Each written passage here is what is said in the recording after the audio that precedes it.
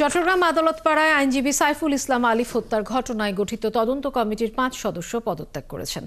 কমিটির প্রধান অ্যাডভোকেট আব্দুস সাত্তার জানিয়েছেন, ঘটনাটি স্পর্শকাতর হওয়ায় জেলা জজ পদমর্যাদার বিচার বিভাগীয় কর্মকর্তার নেতৃত্বে নিরপেক্ষ ও সঠিক তদন্তের স্বার্থে এই সিদ্ধান্ত নেন তারা।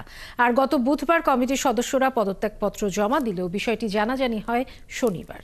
জহিরুল ইসলামের ক্যামেরায় আরও জানাচ্ছেন রাজীব বড়ুয়া। গত 26শে নভেম্বর সনাতনী জাগরণ মঞ্চের মুখপাত্র চিন্ময় কৃষ্ণ দাসের জামিন নামঞ্জুর হয়। এই ঘটনাকে কেন্দ্র করে আদালত পাড়ায় তাণ্ডব ও আইনজীবী সাইফুল ইসলাম আলিফ খুনের ঘটনার পর সংবাদ সম্মেলন করে জেলা আইনজীবী সমিতি। এরপর সাবেক পিপি সিনিয়র আইনজীবী আব্দুস সাত্তারকে প্রধান করে তদন্তের জন্য 5 সদস্যের কমিটি গঠন করা হয়। আর তদন্ত প্রতিবেদন জমা দিতে বলা হয় 6 দিনের মধ্যে।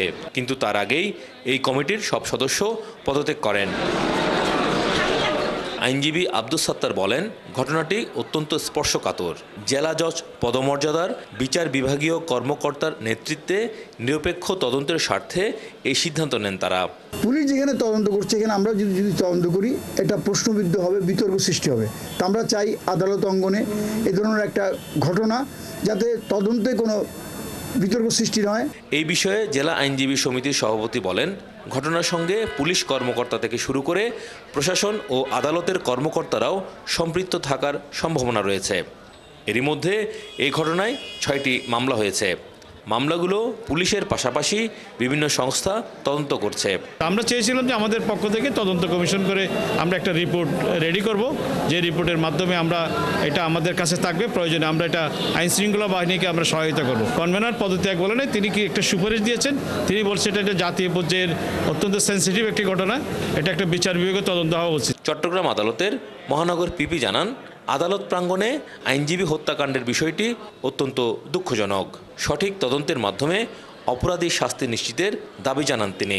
সব মামলাগুলো একটার সাথে একটা পরিপূরক এবং একটার অবস্থান আরেকটার অবস্থান বিভিন্নভাবে, যে আসামি প্রায় একই আসামি বিভিন্ন মামলাতে, তো সুতরাং এগুলো তো সমন্বয় করে, এটা খুব টাফ সমন্বয় করে এটা আপনার তদন্ত করতে হবে।